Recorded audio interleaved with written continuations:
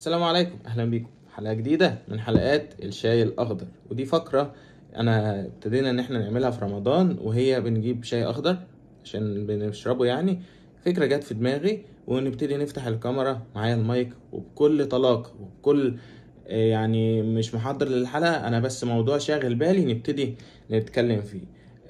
والمواضيع دي الحمد لله الثلاث حلقات اللي نزلوا قبل كده هم عجبوا ناس، فبشكر اي حد عمل لايك او عمل تعليق، وشكرا انك انت بتناقشني في الموضوع. وان شاء الله هنكمل الموضوع ده حتى بعد رمضان. وموضوع حلقتنا النهاردة عن موضوع الاولويات. ما نيجي نفكر في موضوع الاولوية، بنلاحظ انا بلاحظ ان هي بتختلف من شخص للتاني، يعني بتختلف مني ليك لحاجات كده. بس انا هنا لما جيت افكر في الموضوع سألت نفسي سؤال: ايه هي الاولوية وايه هو المبدأ؟ هل الاتنين زي بعض ولا ده حاجة وده حاجة؟ فجيت افكر من الموضوع من كذا ناحية، لقيت مثلا ان انا لو شخص مثلا ممكن يبيع صاحبه او اي حد عشان فلوس مثلا، فهنقول ان ده شخص مبدأه مادي، يعني شخص مبدأه الجنيه، يعني بالبلدي يعني. فهل مثلا هو حاطط اولوياته ان اول حاجة في حياته هي الفلوس ولا لا؟ ومثلا دلوقتي امتى الشخص يحط الاولويات بتاعته؟ هل المفروض وهو صغير؟ طب ما هو صغير، هو لسه زي ما بنقول كده ما وعيش على الدنيا، ولا المفروض لما يكبر يبتدي يحط اولوياته، او يحطها ازاي؟ كل دي مواضيع شاغله بالي او اسئله في الموضوع ده يعني.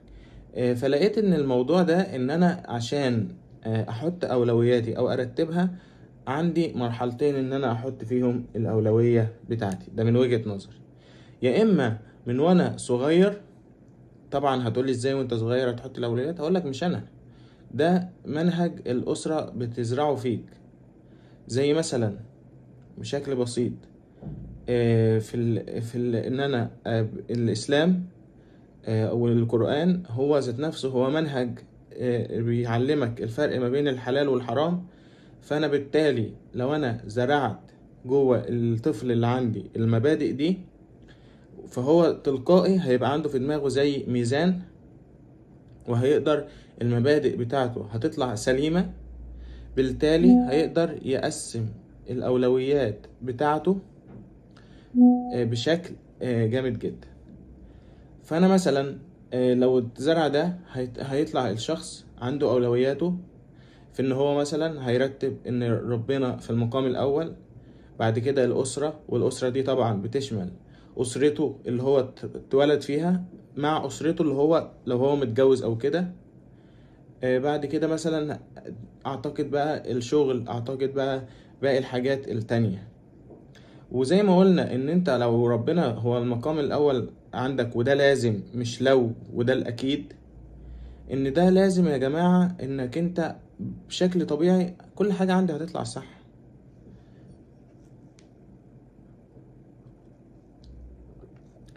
يعني انا دايما تبص اللي قدامك ده حاجة صح ولا غلط، انا تربيت عليها ولا لا، فبالتالي هتكون مبادئك واولوياتك سليمة.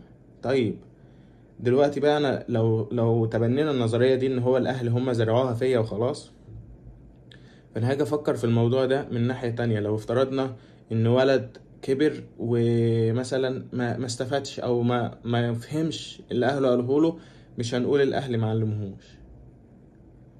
هل هو بقى يموت، يروح يموت، ولا يتبنى بقى المواقف دي؟ اول حاجة لازم ان هو يبتدي يقول لنفسه انا دلوقتي في نقطة الصفر، لان مليون في المية هو عنده مبادئ لو اتعلمها من المجتمع ممكن تكون مبادئ سيئة مش مبادئ كويسة، وممكن يكون كسب مبادئ كويسة.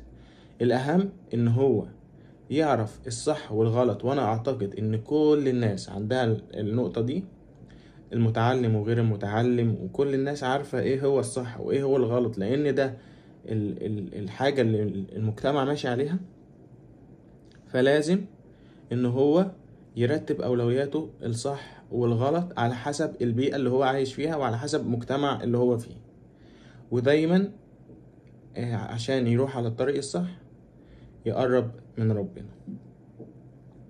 دي كانت وجهة نظري في الموضوع، وحابب ان انا اسمع رأيكم في الموضوع ده. لو انا مثلا عندي حاجة غلط، طب ما ممكن انت تكتب لي في التعليقات. لو انا لان ده تفكيري يعني، فلو تفكيري برضو عجبك يا ريت تقول لي. متنساش تعمل لايك وشير لو حد شايف ان هو ممكن يهتم بالموضوع ده، وما تنساش كمان تشترك في القناة وتفعل زر الجرس. انا يحيى، ودي كانت فقرة الشاي الاخضر، والسلام عليكم.